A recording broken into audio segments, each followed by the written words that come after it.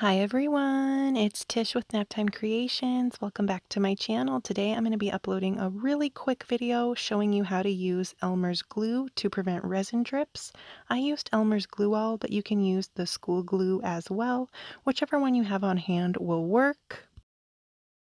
So what you're going to want to do is take your coaster, pour a little bit of Elmer's glue all on there, and kind of just tilt it around like you would a paint pour.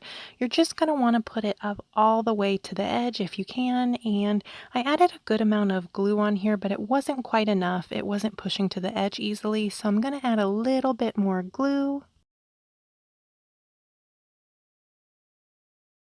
And you can see after I added a little bit more glue, it pushed right up to the edge really easy. You want to make sure you get it right up on the edge because if you get a resin drip that goes where there's no glue, it'll get stuck.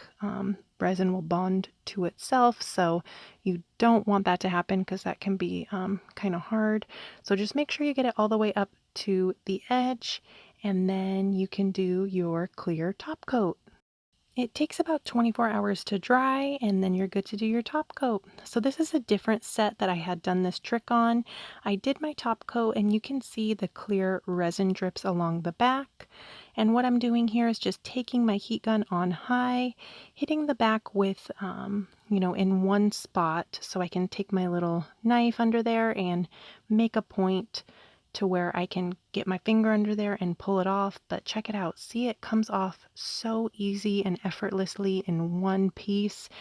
This is a great tip slash trick. It's really awesome, and if you don't have a liquid latex, it's a great alternative to that. Another bonus to this is it doesn't have a strong smell.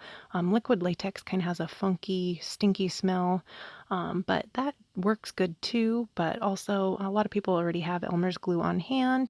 I just wanted to upload this video really quickly to show you guys a new way I discovered to prevent resin drips. It's super simple and easy, and of course, this is the back side of the coaster set. I'm purposely not showing the front because that's going to be coming up next week, so be sure to subscribe so you can see how I made this coaster set. They turned out really pretty. Thanks for watching, guys. I will see you soon for another video. Bye!